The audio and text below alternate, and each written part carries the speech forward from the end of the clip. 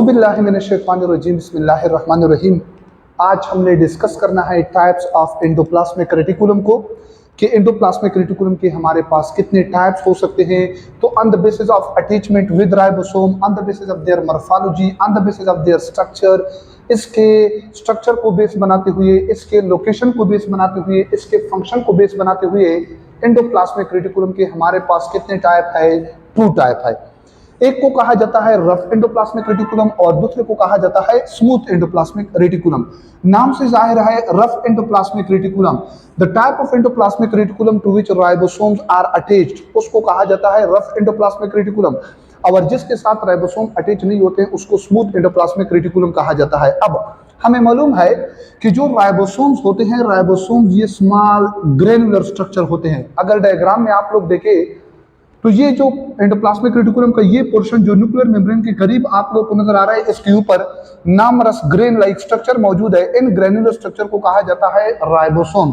तो जिसके साथ राइबोसोम अटैच होते हैं रफ एंडोप्लाज्मिक रेटिकुलम, और जिसके साथ राइबोसोम अटैच नहीं होते हैं उसको स्मूथ एंडोप्लाज्मिक रेटिकुलम कहा जाता है। अब रफ एंडोप्लाज्मिक रेटिकुलम की राइबोसोम अटैच होने की वजह से ये हमें ग्रेनुलर नजर आएगा, तो दैट्स व्हाई इसको ग्रेनुलर एंडोप्लाज्मिक रेटिकुलम कहा जाता है। और स्मूथ एंडोप्लाज्मिक रेटिकुलम को नॉन ग्रेनुलर और ए ग्रेनुलर एंडोप्लाज्मिक रेटिकुलम कहा जाता है। इसके साथ साथ अगर आप लोग इसकी लोकेशन देखें सेल के अंदर, तो एंडोप्लाज्मिक रेटिकुलम का वो टाइप जो न्यूक्लियर मेम्ब्रेन के करीब होता है उसको रफ एंडोप्लाज्मिक रेटिकुलम, और जो सेल मेम्ब्रेन के करीब होता है उसको स्मूथ एंडोप्लाज्मिक रेटिकुलम कहा जाता है। रफ एंडोप्लाज्मिक रेटिकुलम के साथ राइबोसोम क्यों अटैच होते हैं? क्योंकि इसके पास ट्रांसमेम्ब्रेन प्रोटीन होते हैं जिसको कहा जाता है राइबोफोरेन प्रोटीन। तो राइबोफोरेन प्रोटीन अगर प्रेजेंट है रफ एंडोप्लाज्मिक रेटिकुलम होगा, नहीं है तो स्मूथ एंडोप्लाज्मिक रेटिकुलम होगा। लेकिन याद रखिए ये RER और स्मूथ एंडोप्लाज्मिक रेटिकुलम ये एक दूसरे में जरूरत के मुताबिक इंटर कन्वर्ट हो सकते हैं, कन्वर्टेबल है। लोकेशन के हवाले से अगर देखें तो वो एंडोप्लाज्मिक रेटिकुलम जो वो न्यूक्लियस के करीब है उसको रफ एंडोप्लाज्मिक रेटिकुलम, और जो सेल मेम्ब्रेन के करीब है उसको स्मूथ एंडोप्लाज्मिक रेटिकुलम कहा जाता है। अब अगर देखा जाए चूंकि इसके पास राइबोसोम अटैच होते हैं, तो राइबोसोम अटैच होने की वजह से ये प्रोटीन की सिंथेसिस करेंगे, तो डेफिनेटली इसकी तादाद हमारे पास उन सेल के अंदर ज्यादा होगी which are active in protein synthesis, जहां पर एंजाइम की सिंथेसिस की जाती है। फॉर एग्जांपल प्रोटीन की सिंथेसिस की जाती है पेनक्रियाज, WBC, स्टोमिक सेल, इसके अंदर इसकी तादाद ज्यादा होगी। WBC एंटीबॉडीज पैदा करते हैं जो कि प्रोटीन होते हैं। पेनक्रियाज मुख्तलिफ किस्म के digestive enzyme in the form of protein secrete करते हैं, क्योंकि all enzyme are protein in nature except ribozyme enzyme जो राइबोसोम्स के अंदर पाया जाता है। तो स्मूथ एंडोप्लाज्मिक रेटिकुलम को अगर देखा जाए, इसके पास राइबोफोरेन प्रोटीन नहीं होते हैं। ये ज्यादातर सिस्टर्नी पर मुश्तमिल होता है रफ एंडोप्लाज्मिक रेटिकुलम, और इसके अंदर ट्यूब्यूल्स और वेजिकल्स वगैरह होते हैं।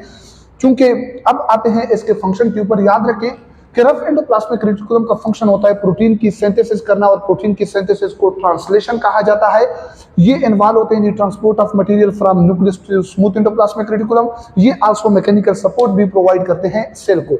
यहाँ पर अगर देखा जाए स्मूथ एंडोप्लाज्मिक रेटिकुलम को, तो स्मूथ एंडोप्लाज्मिक रेटिकुलम लिपिड की सिंथेसिस करते हैं, कार्बोहाइड्रेट की मेटाबॉलिज्म करते हैं, लीवर एंड मसल सेल में कार्बोहाइड्रेट ग्लाइकोजन को स्टोर करते हैं।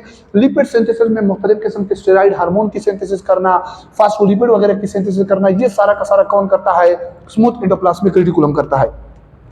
लीवर सेल के अंदर smooth endoplasmic reticulum involve in the detoxification of the toxic material. तो डिटॉक्सिफिकेशन ये किस एंजाइम की वजह से करता है? ऑक्सीजनेज और ऑक्सीडेज एंजाइम की वजह से करता है। नर्व सेल में अगर देखा जाए तो ये ट्रांसमिशन ऑफ नर्व इंपल्सेस करता है।